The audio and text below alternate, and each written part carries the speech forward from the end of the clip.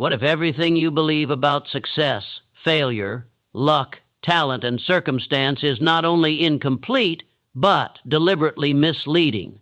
And what if the real reason your life has unfolded the way it has is not hidden in the world outside you, but locked inside the private, unguarded moments of your own thinking? Before you answer, understand this is not a comforting question. It is an accusation. It places responsibility where most people are unwilling to look. Because if success is not random, if it is not reserved for the gifted, the wealthy, or the fortunate, then the uncomfortable implication is this: every result you have ever experienced is tied to forces you have allowed to operate within your own mind. Napoleon Hill understood something that still unsettles people today. He understood that men do not drift into success, but they drift very easily into failure. Drift requires no plan, no discipline, no direction. Drift is the natural condition of an undisciplined mind, and most people live their entire lives drifting. Drifting in thought, drifting in emotion, drifting in decision, drifting in belief, then wondering why the current of life keeps carrying them to places they never consciously chose. You have been taught to look outward for explanations, to blame circumstances, economies, timing, other people, upbringing, luck. Hill tore that illusion apart. He insisted that success begins as a state of mind long before it becomes a state of affairs, that every external condition is first preceded by an internal condition, that life does not happen to you, it responds to you. This is not motivational language, it is psychological law. The mind is not passive, it is a broadcasting station. Every dominant thought you hold sends instructions into the invisible fabric of cause and effect. These instructions shape perception, behavior, opportunity recognition, and persistence. Whether you like it or not, your mind is always issuing commands, and the world, indifferent and exact, responds accordingly. Most people never choose their dominant thoughts. They inherit them. They absorb them through repetition, emotion, environment, fear, and habit. Then they live out the consequences as if they were fate. Hill called this the greatest tragedy of human existence: lives lived by default rather than by design.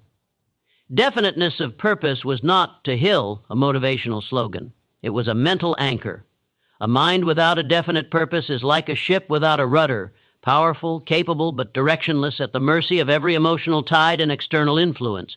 Such a mind cannot concentrate. It cannot persist. It cannot command faith. It cannot resist fear. It cannot attract opportunity because it does not know what opportunity looks like. Ask yourself, quietly, honestly, do you know exactly what you are living for, or are you simply reacting to what life throws at you? Reaction feels like movement, but it is not progress. Reaction exhausts energy without producing momentum. Purpose organizes energy. It turns scattered effort into focused force. Hill observed that men who succeed do not try more things. They try fewer things with greater intensity. Their minds are not cluttered with endless options and half-decisions. They commit, and commitment changes everything. It alters perception. It sharpens awareness. It creates endurance. It builds faith not as belief without evidence, but as belief sustained by disciplined action. Burning desire is where most people misunderstand Hill. They confuse desire with wishing. Wishing is weak. Wishing is passive. Wishing is emotionally shallow. Burning desire is obsession tempered by discipline. It is desire that refuses to negotiate with doubt. It is desire that survives boredom, criticism, delay, and temporary defeat. Hill learned through years of observation that desire becomes powerful only when it reaches a point of emotional intensity that reorganizes behavior automatically. At that point, discipline is no longer forced. It becomes natural. Sacrifice no longer feels like loss. It feels necessary. Persistence no longer feels heroic. It feels inevitable. Most people never experience burning desire because they never allow themselves to want something deeply enough to risk disappointment. They keep their desires vague to protect their egos. They call it realism. Hill called it fear. Fear is not always loud. Often it is quiet, rational, reasonable. It speaks in calm tones. It says, be practical, be cautious, don't aim too high, don't commit too fully. Keep your options open. And in doing so, it slowly suffocates the very intensity required for success. Hill identified fear as the most destructive force in the human mind. Not fear of danger, but fear of loss, fear of criticism, fear of failure, fear of poverty, fear of responsibility. These fears operate beneath conscious awareness, shaping decisions while convincing the individual that they are being logical.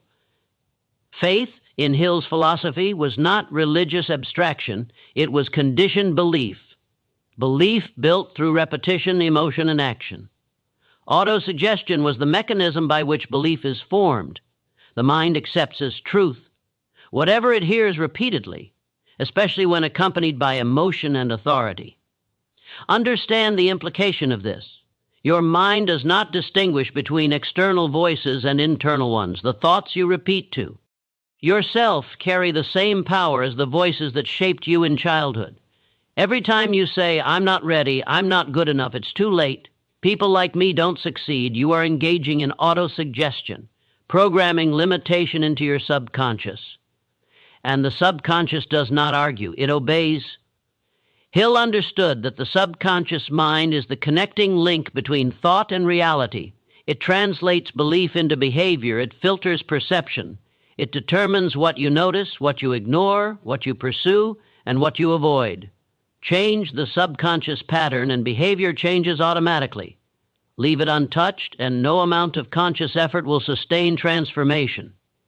Persistence is not willpower, it is identity. When a belief becomes part of who you think you are, persistence follows effortlessly. The person who sees themselves as unstoppable does not require motivation, they require alignment. But identity is not inherited, it is constructed through repeated decisions. Decision, to Hill, was one of the rarest human qualities.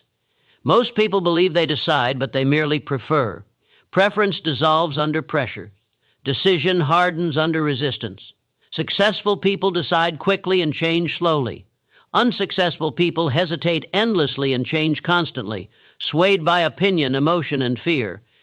Indecision is not harmless. It is a psychological leak. It drains energy, confidence, and momentum. It keeps the mind in a state of unresolved tension. Hill observed that indecision is the breeding ground of fear. The longer a decision is delayed, the stronger fear becomes. Action weakens fear. Delay feeds it. Self-discipline is the ability to direct emotion instead of being directed by it. It is the mastery of impulse, the refusal to surrender long-term purpose for short-term comfort. Hill was ruthless about this principle. He believed no one could achieve lasting success without learning to control appetite, emotion, time, and attention. Your attention is your most valuable asset. Whatever consistently holds it shapes your destiny. Most people surrender their attention to distraction, entertainment, worry, and comparison, then wonder why their lives feel fragmented. A disciplined mind guards attention as fiercely as wealth because it understands that attention determines thought, thought determines belief, belief determines action, and action determines results. Imagination is not fantasy. It is the workshop of creation. Every achievement begins as a mental image held with clarity and emotional intensity. Hill distinguished between passive imagination, which drifts aimlessly, and creative imagination, which is activated by desire and purpose. Creative imagination responds only when the mind is focused, disciplined, and emotionally engaged. When imagination and desire unite, ideas appear, solutions emerge, opportunities reveal themselves. This is not mysticism, it is psychology. The mind, once given a clear directive, begins to search relentlessly for ways to fulfill it. But without clarity, the mind remains idle, reactive, and scattered. Hill spoke often of invisible forces, not as superstition, but as recognition that thought operates on levels science had not yet fully measured. Today, neuroscience confirms much of what Hill observed intuitively. Thoughts shape neural pathways. Repetition strengthens belief. Emotion amplifies learning. Focus alters perception. The mind is not merely influenced by reality, it helps construct it. As you listen now, whether awake or drifting toward sleep, understand that your mind is most receptive in states of relaxation. The barriers of logic soften. The subconscious opens. This is the state Hill would have chosen for reprogramming belief because change due. is not occur through force, it occurs through impression. You are not here by accident. Something in you recognizes that your current level of thinking has produced your current level of results, and whether you consciously admit it or not, you are searching for a deeper law, a principle that explains not just success, but why effort sometimes fails, why talent goes unrewarded, why intelligence alone is insufficient. Hill's answer was uncompromising. The mind must be trained, directed, and disciplined, or it will sabotage its own potential. Tonight, as this narrative continues, you are not being entertained, you are being confronted. The question is not whether these laws are real, the question is whether you are willing to accept responsibility for using them. Because once you see that success is an inside job, ignorance is no longer an excuse, and sleep itself becomes a tool, not an escape. There is a moment, often quiet and unnoticed, when a person begins to sense that their life is being lived on a surface level, that beneath the routines, the obligations, the endless motion, there is an unexamined inner world directing everything with silent authority. Napoleon Hill believed this moment was the doorway, not the beginning of success, but the end of unconscious living. Because until a person becomes aware of the forces shaping their thoughts, they are ruled by them. Most people assume their thoughts are their own. Hill knew better. He observed that the average mind is more like an open field than a fortified city. Ideas wander in unchallenged. Opinions settle without scrutiny. Emotions rise without permission. And gradually a pattern forms, not by design, but by repetition. This pattern becomes character. Character becomes destiny. Autosuggestion is the mechanism through which this process operates. It is neither mystical nor optional. It is always at work. Eve. Wry word repeatedly impressed upon the subconscious mind becomes a command. The subconscious does not evaluate truth. It accepts frequency and emotion as proof. That is why a lie repeated often enough begins to feel real. That is why confidence can be built without evidence and fear can exist without threat. Hill understood that the most dangerous suggestions are not the ones spoken by others, but the ones spoken internally, casually, habitually, without awareness. The quiet phrases you repeat in moments of fatigue, the conclusions you draw after disappointment, the stories you tell yourself about who you are and what is possible for you. These are not harmless thoughts. They are instructions. The subconscious mind is obedient. It does not resist. It does not argue. It executes. If you repeatedly suggest limitation, it organizes your behavior to confirm limitation. If you repeatedly suggest capability, it searches for ways to express capability. This is why two people of equal talent can experience radically different lives. Their subconscious instructions are different. Faith, in Hill's system, is simply the emotionalized belief that results from autosuggestion deliberately applied. It is not blind optimism. It is belief conditioned through repetition until doubt loses its authority. Faith is built the same way fear is built, through repeated focus, emotional reinforcement, and acceptance. The difference is intention. Most people build fear unconsciously. Hill urged the conscious construction of faith, but faith alone is insufficient without definiteness of purpose. Belief must have direction, otherwise it dissipates into wishful thinking. A mind filled with faith but lacking purpose becomes restless, unfocused, and vulnerable to distraction. Purpose is the organizing principle. It tells belief where to go, what to serve, and what to ignore. Hill insisted that definiteness of purpose must be exact, not a vague desire for success, wealth, or happiness, but a clearly defined aim with emotional meaning. The subconscious responds to clarity. Ambiguity weakens its power. When the aim is precise, the mind begins to align behavior automatically. Choices simplify. Distractions lose appeal. Persistence strengthens. The struggle most people face is not lack of ability, but lack of decision. They hesitate to define their purpose because definition creates responsibility. Once you decide, excuses lose credibility. You can no longer hide behind uncertainty. Hill observed that many people prefer confusion because it protects them from accountability. Decision, once made, alters the psychological landscape. It draws a line between intention and action.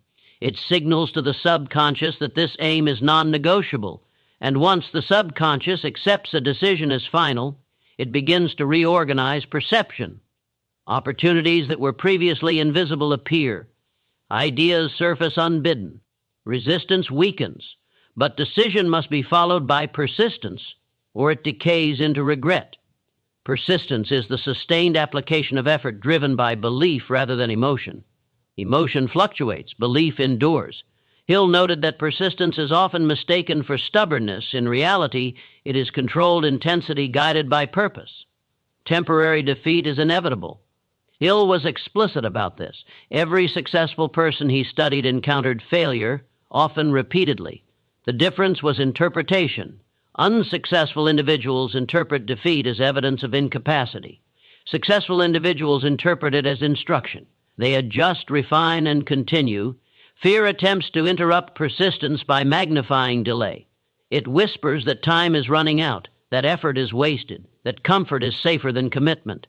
Hill taught that fear loses power only when confronted through action. Thinking alone cannot dissolve fear. Only movement can. Self-discipline becomes critical at this stage. Not discipline imposed through force, but discipline cultivated through identity. When you see yourself as someone who finishes what they start, persistence becomes natural. When you identify as someone who quits when discomfort appears, effort collapses under pressure. Hill believed that self-discipline begins with control of thought. Before you can control behavior, you must control inner dialogue. What you allow yourself to dwell on emotionally becomes habit. Habit becomes character. Character becomes destiny. This sequence is unavoidable. The mastery of attention is therefore essential. Where attention goes, energy flows. Most people allow their attention to be captured by trivialities, drama, and distraction. Hill viewed this as a form of self-sabotage. A scattered mind cannot achieve focused results. Success demands selective attention. Imagination plays a critical role here. Hill described imagination as the faculty through which plans are born and refined. It is not fantasy detached from action, but vision connected to effort. Imagination allows you to rehearse success mentally, strengthening belief and reducing fear through familiarity. When you repeatedly visualize yourself acting with confidence, discipline, and effectiveness, you are not daydreaming. You are programming behavioral responses. The mind rehearses internally what it later expresses externally. Athletes understand this instinctively. Hill applied it universally. The invisible forces Hill spoke of were not supernatural. They were the subtle interactions between thought, belief, emotion, and action. Forces that operate whether acknowledged or ignored.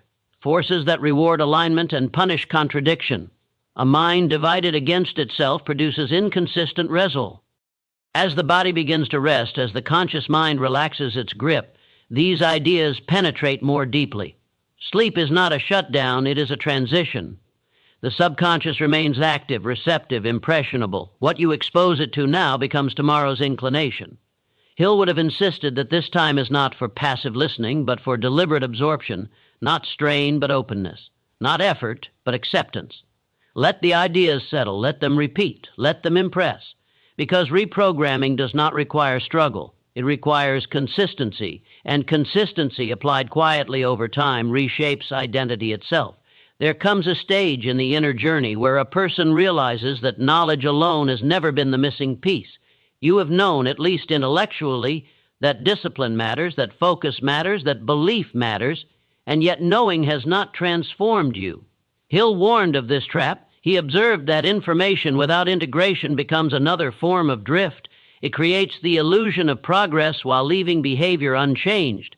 The reason is simple and uncomfortable. The mind does not move on what it understands. It moves on what it accepts emotionally as truth. This is where most people quietly fail. They read, they listen, they agree, but they do not internalize. They keep ideas in the realm of thought instead of identity, and identity governs action far more powerfully than intention ever could. Hill insisted that the conscious mind is merely the gatekeeper. The subconscious is the ruler. You may consciously desire success, but if your subconscious identity is aligned with struggle, delay, or self-doubt, it will sabotage every conscious effort with surgical precision. Not maliciously, but mechanically, The subconscious seeks consistency. It works relentlessly to keep your behavior aligned with your self-image. If you see yourself as someone who hesitates, you will hesitate even when opportunity appears. If you see yourself as someone who lacks discipline, you will find reasons to break commitments. If you see yourself as someone who succeeds only under perfect conditions, you will unconsciously wait for conditions that never arrive. This is why Hill emphasized repetition with emotion. A single affirmation means nothing. 100 repetitions spoken without feeling mean little. But a phrase repeated daily, emotionally charged, reinforced through action, begins to carve a new identity. And once identity shifts, behavior follows automatically. Burning desire accelerates this process. Desire is the emotional fuel that gives repetition power. Without desire, autosuggestion is weak. With desire, it becomes transformative. Hill observed that men who possessed burning desire did not need reminders. Their thoughts returned naturally, obsessively to their aim. The subconscious absorbed the message because it was constantly reinforced. But desire alone is unstable unless anchored by purpose and discipline. Uncontrolled desire turns into anxiety. Controlled desire becomes force. Discipline directs desire. It channels intensity into consistent action rather than scattered effort. Self-discipline, as Hill framed it, is not suppression. It is governance. It is the ability to decide which impulses deserve expression and which do not. The undisciplined mind treats every feeling as a command. The disciplined mind treats feelings as data. Fear, fatigue, boredom, doubt. These are signals, not orders. They inform, but they do not decide. Hill believed that emotional maturity was the dividing line between those who achieve and those who merely dream. The emotionally mature individual acts according to purpose, not mood. This is why sleep, rest, and rhythm matter. A fatigued mind loses discipline. A tired mind seeks comfort. Hill understood that success is not achieved through endless strain, but through intelligent regulation of energy. Rest is not weakness, it is preparation. The subconscious continues working even as the body sleeps, processing ideas, forming associations, strengthening belief. As you drift deeper into stillness, resistance softens. The analytical mind relaxes. This is when deeper impressions form. Hill would have called this an ideal state for suggestion because the mind is receptive without being defensive. Persistence during waking hours is sustained by what the subconscious accepts during these quieter moments. If the subconscious is fed doubt, persistence collapses under pressure. If it is fed belief, persistence becomes automatic. Hill's studies revealed something unsettling. Most people quit not because they fail, but because they succeed too slowly. Delay is the great test. It exposes whether desire is superficial or burning. It reveals whether belief is borrowed or owned. The individual who expects immediate results is negotiating with reality. Reality does not negotiate. It responds to consistency. Hill taught that the universe rewards those who refuse to retreat when results lag behind effort. Persistence sends a signal. It says this aim is not conditional, and that signal eventually reorganizes circumstances. Imagination assists persistence by making the outcome emotionally present before it physically arrives. When you repeatedly imagine yourself succeeding, overcoming, advancing, you reduce the emotional distance between now and then. This reduces impatience. It sustains effort, but imagination must be controlled. Left unchecked, it becomes a tool of fear. The same faculty that can rehearse success can also rehearse failure. Hill warned that many people use imagination against themselves, visualizing loss, embarrassment, and defeat. With vivid clarity, then wondering why confidence evaporates. Control of imagination is therefore essential. Feed it images of discipline, composure, and follow-through. Let it rehearse decisive action. Let it normalize success. The mind becomes comfortable with what it repeatedly experiences internally. Decision strengthens imagination. When a decision is final, imagination works in service of execution rather than debate. Indecision keeps imagination stuck in hypothetical loops. It imagines every outcome except commitment. Hill considered this mental chaos destructive. Once a decision is made, the mind simplifies, energy consolidates, the nervous system stabilizes. Action becomes cleaner. This internal order produces external efficiency. Hill also spoke of the subtle influence of environment, not merely physical surroundings, but mental atmosphere. The people you listen to, the conversations you entertain, the media you consume, all of these feed autosuggestion. An undisciplined environment undermines even the strongest intention.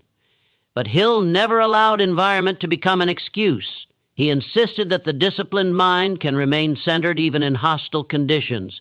Mastery begins internally. Control the inner world, and the outer world loses its power to destabilize. Fear mastery is central here. Fear cannot be eliminated through denial. It must be understood, confronted, and replaced. Hill taught that fear thrives on vagueness. Name it clearly, and it weakens. Act in spite of it, and it retreats. Courage is not the absence of fear. It is the refusal to obey it. Each time you act decisively while fear is present, you weaken its authority. The subconscious learns a new pattern. Discomfort does not equal danger. Growth accelerates. Hill believed that life tests commitment through emotional pressure. When enthusiasm fades, when novelty disappears, when PR ogress slows, that is when identity is revealed. The person who continues has integrated their purpose. The person who stops was still negotiating. As the body rests and the mind floats between awareness and sleep, these truths bypass resistance. They settle quietly, deeply. You do not need to force them. They will repeat themselves naturally if they resonate. The process is subtle. There is no sudden transformation, no dramatic shift. There is a gradual reorientation. Thoughts change first, then reactions, then habits, then outcomes. This is how inner conquest unfolds, quietly, relentlessly, without spectacle. And when you wake, you may not consciously remember every word, but something will have shifted. A slightly stronger resolve, a slightly clearer aim, a slightly firmer refusal to drift. Hill would have said, this is how real change begins, not with noise, but with alignment. At a certain depth of understanding, a quiet realization settles in. The greatest battle you will ever fight is not against circumstances, competition, or time, but against the parts of your own mind that resist discipline, clarity, and responsibility. Napoleon Hill did not soften this truth. He believed that every human being is divided internally between two forces, the impulse to drift and the will to direct. Success belongs to those who win that internal war. Drift is seductive because it feels effortless. It promises relief from tension, from decision, from accountability. It disguises itself as rest, patience, or realism. But Hill saw drift for what it truly is, slow self-destruction through neglect. Drift does not announce itself. It enters quietly through small compromises, postponed actions, and rationalized delays. The directed mind, by contrast, requires constant vigilance. It must be renewed daily. Purpose must be revisited, belief reinforced, discipline exercised. There is no permanent state of control. The mind either advances or decays. Neutrality is an illusion. Hill observed that the human mind seeks the path of least resistance. Without a dominant purpose, it defaults to comfort. Comfort, when elevated above purpose, becomes a prison. It narrows ambition, dulls imagination, and erodes persistence. Many people confuse comfort with peace. Hill knew better. Peace without progress becomes stagnation. The invisible mental forces Hill described become most evident during moments of choice. When faced with effort or ease, risk or safety, action or delay, the subconscious weighs instructions it has absorbed over time. It does not consult logic in that moment. It consults programming, and it always chooses alignment over aspiration. This is why self-discipline must be practiced in small, consistent ways. Grand acts of discipline are rare. Daily acts are transformative. Each time you honor a commitment when no one is watching, you reinforce an identity of reliability. Each time you break a promise to yourself, you weaken it. Hill insisted that integrity with oneself is the foundation of confidence. Confidence does not come from external approval. It comes from internal consistency. When your actions match your declared purpose, self-respect grows. When they diverge, self-trust erodes. And without self-trust, Persistence collapses under pressure. The mind is always listening. It records every action as evidence. Each act of discipline says, I can rely on myself. Each act of avoidance says, I cannot. Over time, this evidence accumulates into belief. Belief becomes identity. Imagination continues to play a crucial role here. Hill taught that imagination must be fed with images of yourself acting in alignment with purpose, especially during moments of rest.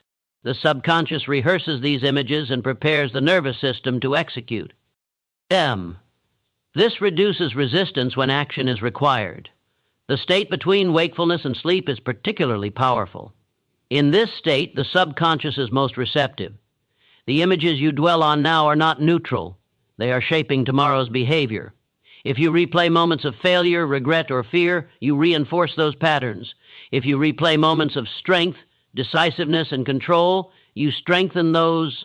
Hill would have urged deliberate selection. Choose what you feed your mind. Choose what you allow to repeat, because repetition is authority. Whatever repeats gains power. Persistence is tested not in dramatic crises, but in monotony. When progress becomes boring, when effort feels routine, when excitement fades, that is when drift attempts to reclaim control. Hill observed that many people quit during this phase, mistaking boredom for failure. In reality, boredom is often the threshold of mastery. Those who persist through monotony build depth. Depth produces stability. Stability produces influence. Success that comes quickly often disappears quickly. Success built through sustained effort endures. Fear often resurfaces here wearing new disguises. Fear of wasted effort, fear of being trapped by commitment, fear of missing out on easier paths. Hill believed that fear mutates when confronted. If one form is defeated, another appears. Mastery requires vigilance, not eradication. The disciplined individual does not seek to eliminate fear, but to outrank it. Purpose must become more important than comfort. Long-term vision must outweigh short-term relief. This hierarchy must be reinforced daily through action. Hill emphasized the importance of controlling emotional responses. Anger, envy, impatience, these emotions scatter energy. They weaken focus. They invite drift. Emotional mastery does not mean suppression. It means observation without surrender. The emotion, but do not obey it. The mind that reacts emotionally to external events surrenders control. The mind that responds deliberately retains authority. This distinction separates leaders from followers, creators from reactors, masters from victims. As the body relaxes further, as the breath slows, the mind becomes less defensive. This is not a loss of control. It is a shift of control from conscious effort to subconscious integration. Hill understood that true change happens when effort gives way to alignment. You are not being asked to force discipline through tension. You are being asked to become the kind of person for whom discipline is natural. That transformation happens gradually through repeated alignment between thought, belief, and action. Hill would have said that the invisible forces shaping destiny are always present. They respond impartially. They do not judge intention, only consistency. They reward those who align their inner world with their outer aims. The question is not whether these forces exist. The question is whether you will cooperate with them or resist them. Every night, every quiet moment, every repeated thought is a vote for drift or direction, a vote for comfort or purpose, a vote for the life you have or the life you intend to build. As you continue to rest, let the weight of that truth settle, not as pressure, but as clarity. Responsibility is not a burden. It is the doorway to power, and power, once claimed internally, reshapes everything it touches. There is a quiet point in every serious inner transformation where resistance no longer feels dramatic, but subtle. It does not shout. It does not panic. It simply suggests delay. Napoleon Hill recognized this stage as one of the most dangerous because the mind feels calm while slowly surrendering ground. Nothing seems wrong, yet progress stalls. This is where many disciplined beginnings quietly dissolve. Hill taught that the mind grows accustomed to whatever level of control you consistently exercise. Raise that level, and resistance increases temporarily. Lower it, and comfort rushes in. The danger is not failure, but gradual relaxation of standards. The mind that once demanded precision begins to tolerate approximation. Purpose becomes flexible. Commitments soften. Drift re-enters disguised as balance. True self-mastery, Hill believed, is revealed by standards upheld when no urgency exists, when there is no immediate pressure, no looming deadline, no external accountability. What you do in those moments defines the ceiling of your character. Discipline practiced only under stress is not discipline at all. It is reaction. The subconscious records these moments carefully. It notes whether you act according to long-term intention or short-term mood. It learns what truly governs you, and it will not be fooled by words alone. It believes behavior. Hill emphasized that repetition builds inevitability. Small, repeated acts of control compound into unshakable identity. Likewise, small, repeated acts of avoidance compound into permanent limitation. Destiny is not shaped by isolated decisions, but by habitual ones. This is why Hill insisted that success is not a single conquest, but a daily one. The battle is renewed each morning, each evening, each moment of choice. There is no final victory where vigilance is no longer required. There is only sustained alignment. Imagination continues to operate quietly beneath awareness. The images you allow to repeat internally are setting expectations. Expectations shape perception. Perception shapes behavior. Behavior shapes results. This chain never breaks. If you expect effort to feel heavy, it will. If you expect progress to be slow, it will be. If you expect resistance to defeat why, it will. Hill warned that expectation is a self-fulfilling force. The mind organizes itself to confirm what it anticipates. This is not positive thinking. It is psychological mechanics.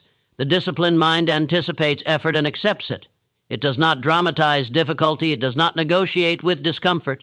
It sees resistance as part of the process, not a signal to retreat. This expectation reduces emotional friction.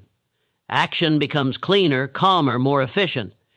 Hill believed that calm persistence was more powerful than frantic effort. The individual who moves steadily without emotional volatility outlasts those driven by bursts of enthusiasm. Emotion fluctuates. Identity endures. Faith deepens here, not as excitement, but as quiet certainty. The certainty that effort, applied consistently, will yield results, even if the timing remains unknown. This form of faith does not require reassurance. It does not seek validation. It simply continues. The subconscious responds strongly to this calm certainty. It interprets it as authority. Doubt loses its grip when belief no longer argues. When belief becomes assumed rather than defended, fear weakens. Hill often spoke of the price of greatness, not in dramatic terms, but in daily discipline. The price is attention. The price is focus. The price is the refusal to indulge impulses that undermine purpose. The price is patience during delay. The price is persistence when recognition is absent. Most people are willing to pay the price of effort. Few are willing to pay the price of consistency. Effort can be dramatic and short-lived. Consistency is quiet and relentless. It exposes character. Sleep, rest, and stillness are not escapes from this process. They are integrations of it. During rest, the subconscious sorts, strengthens, and reinforces patterns. What you repeatedly think before sleep becomes material or consolidation. Hill would have considered this sacred time. You are not required to strain. You are required to allow. Allow the ideas to repeat. Allow the images to settle. Allow the identity to form. The mind resists sudden change but accepts gradual alignment. Night after night, repetition builds authority. Eventually, the new pattern feels natural. The old one feels foreign. This is how transformation becomes permanent, not through force, but through familiarity. Hill understood that most people fail not because they lack strength, but because they abandon their purpose emotionally before they abandon it physically. They lose belief quietly, then follow with behavior. Guard belief and behavior will follow. As you continue to rest, let the sense of inevitability grow. Not urgency, not pressure, inevitability. The understanding that if you continue, results must follow. That this is not hope, but law, because the laws governing success are impartial. They respond to application, not desire. They reward alignment, not intention. You are being shaped even now. The only question is whether that shaping is deliberate or accidental. Hill would have said that once. The person truly grasps this, drift becomes intolerable. Mediocrity loses its comfort, and responsibility becomes power. The final stage is not excitement, it is resolve. And resolve, once internalized, does not announce itself. It simply acts. Eventually, there is nothing left to explain, no new concept to introduce, no further law to uncover. At this stage, understanding becomes irrelevant. What matters now is acceptance, not intellectual acceptance, but psychological surrender to responsibility. Napoleon Hill believed this moment separated those who merely listened from those who transformed. Because once you fully grasp that your life is the outward expression of your dominant inner state, XQ, collapse. Circumstances lose their authority. Complaints become meaningless. You can no longer claim ignorance. You can no longer pretend neutrality. You are either shaping your mind deliberately or allowing it to be shaped by default. There is no third option. Hill was relentless about this truth. He did not comfort the drifting mind. He challenged it. He insisted that every individual, regardless of background, intelligence, or opportunity, must confront the same internal reality. Your thoughts are causes, not reactions. Your beliefs are commands, not observations. Your habits are votes, not accidents. This realization is heavy because it removes the final refuge of blame. It leaves you alone with yourself. And that solitude is where most people retreat. They prefer distraction, noise, explanation, comparison, anything to avoid the stillness where responsibility waits. But the disciplined mind does not retreat. It enters that stillness and claims authority. At this point, fear often makes a final appearance, not as panic, but as hesitation, a quiet suggestion that total responsibility is too much, that commitment is dangerous, that absolute control of thought is unrealistic. Hill would have called this the last defense of drift, and he would have dismissed it without sympathy, because partial responsibility produces partial results. Conditional commitment produces inconsistent outcomes. Discipline applied occasionally produces regret. The laws of success do not bend for comfort. Hill observed that the most powerful individuals are not those with the greatest resources, but those with the greatest self-command. They do not wait to feel ready. They do not ask permission. They do not negotiate with their own weakness. They decide and then they act as if retreat does not exist. This level of resolve is not emotional. It is cold, calm, and unwavering. It does not require constant motivation. It does not depend on mood. It is rooted in identity, the identity of someone who finishes, someone who persists, someone who governs themselves absolutely. At this depth, success is no longer pursued as an outcome. It is expressed as a standard. You do not chase results. You enforce principles. Results follow as a consequence. Hill believed that once a person reaches this point, life responds differently. Resistance still exists, but it no longer intimidates. Delay still occurs, but it no longer discourages. Obstacles still appear, but they no longer confuse. The mind has been trained to interpret everything as feedback, not failure. This is mastery, not mastery over others, but mastery over impulse, fear, distraction, and doubt. Mastery over the inner environment that determines all external experience. And this is where sleep becomes more than rest. It becomes reinforcement. Each night, the subconscious consolidates what you have accepted as truth. Each night, identity is strengthened. Each night, the old patterns weaken further. You do not need to remember every word spoken here. That is not the point. What matters is what you allow to repeat, what you allow to settle, what you allow to become familiar, because familiarity becomes belief. Belief becomes behavior. Behavior becomes destiny. Hill would have said that at some point reflection must end, analysis must cease, and action must begin. Not tomorrow, not when conditions improve, not when confidence magically appears, but now, from exactly where you stand. This is the dividing line.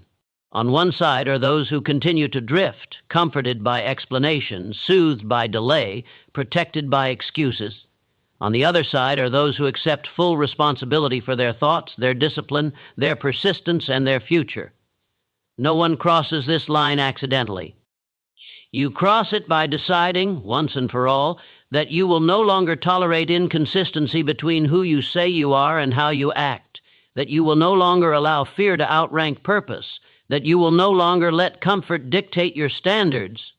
You cross it by committing to govern your mind with the same seriousness you would govern a nation, by choosing your thoughts deliberately, by reinforcing belief daily, by acting in alignment regardless of emotion, by persisting without negotiation. This is not a suggestion, it is a demand. Decide what you stand for. Decide what you are building. Decide what you will no longer accept from yourself. And then enforce that decision relentlessly, quietly, without drama, without apology. The moment you do this, everything changes, not externally at first, but internally. And internal change is the only change that lasts. Take responsibility for your mind. Take responsibility for your habits. Take responsibility for your destiny. Begin now, not later, now.